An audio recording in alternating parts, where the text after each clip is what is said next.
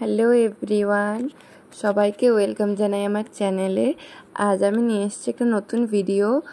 কিছুদিন ধরেই না আমার কোনো আইডিয়াই আসছিল না আমি কি ভিডিও বানাবো। তো ভাবতে ভাবতে ভাবলাম যে সামনেই তো জন্মাষ্টমী, তাই নিজের হাতে গোপালকেই বানানো যাক। আর আমি কিছুদিন আগেও জন্মাষ্টমী নিয়ে একটা ভিডিও পোস্ট করেছিলাম, আমি সেখানে গোপালের দোলনা বানিয়েছিলাম। আর আজ ভাবলাম গোপালকেই বানানো যাক। আর গোপালকে বানানোর জন্য আমি এই ক্লেটার ইউজ করেছি। এই ক্লেটা কিন্তু খুব ভালো। আমি নর্মালি যে ক্লেটা ইউজ করি, ফেভিক্রিলের মোল্ডেড ক্লেটা, সেটাও ইউজ করা যেত, কিন্তু ওটা আসলে অনেক ছোট ছোট প্যাকে পাওয়া যায়, তো তাই ওটা বারবার ধরে মিক্স করতে হবে, আর ওটা খুব তাড়াতাড়ি শুকিয়েও যায়।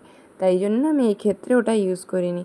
এই ক্লেটা তোমরা যে কোনো ক্রাফট স্টোরে অ্যাভেলেবেল পেয়ে যাবে। চলো দেখতে থাকো, আশা করি তোমাদের ভালো লাগবে। প্রথমে আমি একটা বেস রেডি করে নিয়েছি, যার মধ্যে আমি আমার গোপালকে বসাবো। এবার সেই বেসটা তোমরা নিজের মতো করে ডিজাইন করতে পারো। তারপরে পায়ের শেপ করে নিলাম, দিয়ে দেখতে থাকো। আমি পুরোটা আশা করি বুঝতে পারবে, স্টেপ বাই স্টেপই করেছি আমি। তারপরে আমি গোপালের হাত তৈরি করে নিলাম। আর জানো তো, গোপালের মুখটা তৈরি করতে আমার অনেক সময় লেগে গেছে, আর সেটা পুরোটা আমি অন ক্যামেরা দেখাতেও পারিনি। মানে দেখিয়েছি, আশা করি তোমরা বুঝতে পারবে, কিন্তু আমি প্রায় 3 ঘন্টা লেগে গেছে গোপালের ফেসটাকে আমার ঠিকঠাক করতে। এটা আসলে আমি বারবার করছি আর ঘেটে যাচ্ছে, এতটাই নরম হয়ে গেছিলো ক্লেটা, সেই জন্য। কিন্তু খুব একটা টাফ নয়, তোমরা নাকটাকে একটা আলাদা একটু ক্লে দিয়ে ভালোভাবে মিশিয়ে মিশিয়ে করবে, আর একটু ভালোভাবে পোর্শনগুলোকে সব ঠিকঠাকভাবে ক্লিনভাবে শেপ দেবে, তাহলেই হবে। আর দেখো, এই যে শুকিয়ে যাওয়ার পরে আমি আমার গপুকে পুরো একদম শ্যামসুন্দরের রূপ দিয়েছি, একদম কালো রং করে দিয়েছি। বাইরে ভিডিও বানাচ্ছিলাম, হঠাৎ দেখি এরকম জোরে বৃষ্টি শুরু হয়ে গেল। ব্যাস, তারপরে ঘরে ঢুকে ভাবছি তাহলে এটা যতক্ষণ না রংটা শুকোচ্ছে কী করা যায়। তখন দেখলাম এই লেসটা মনে আছে তোমাদের? এটা দিয়ে আমি গোপালের দোলনা বানিয়েছিলাম, তাই এটা দিয়েই গোপালের একটা ড্রেস বানিয়ে নিলাম। জাস্ট ওরকম ছোটো ছোটো কুচি কুচি করে একবার সুতো দিয়ে গেঁথে নিতে হবে, তাহলেই হয়ে যাবে গোপালের ড্রেস। আর এই দেখো, আমি গোপালের চোখও আঁকা শুরু করেছি। আর চোখটা না, ডিটেলিংটা আমি অন ক্যামেরা করতে পারিনি। আমি জানি না আমার কেন এই প্রবলেমটা হয়। আমি ক্যামেরা অন করে যদি কোনো সূক্ষ্ম জিনিস করতে গেছি, মানে কোনো চোখ বা কোনো ঠোঁট, আমার কেন জানি না সবসময় ওটা বিগড়েই যায়। তাই আমি চোখটা একদম করার সময় একটু অফ ক্যামেরাতেই নিজের হাতের কাছে ধরে একদম করেছি। এটা তোমরা নিজের মতো করবে। আর দেখো, তারপর গোপালের হাতে গলায় খুব সুন্দরভাবে আমি কারুকার্য করার চেষ্টা করেছি। তোমরা তোমাদের মনের মতো কারুকার্য করে নিতে পারো।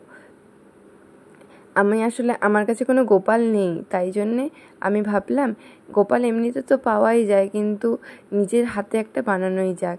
কোনোদিনও আমি গোপালকে সেইভাবে রাখিনি, মানে গোপাল আমার কাছে নেই আমাদের বাড়িতে, তো তাই জন্য আমি নিজের হাতেই আমার গোপালকে তৈরি করলাম।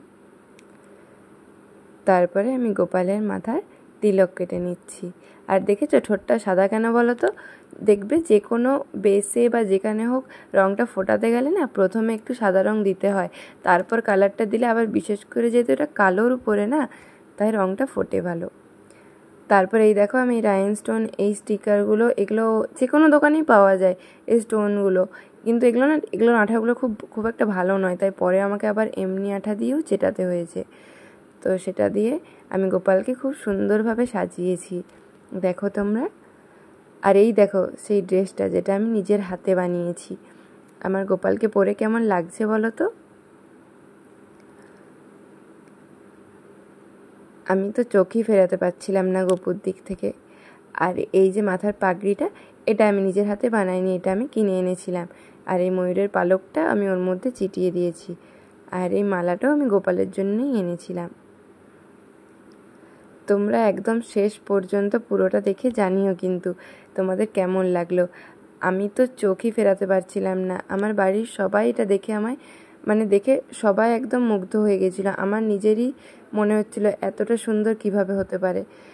আর তোমরা দেখে জানিও কিন্তু তোমাদের কেমন লাগলো গোপালকে। আর সবাইকে জানাই শুভ জন্মাষ্টমীর প্রীতি ও শুভেচ্ছা। সবাই ভালো থেকো।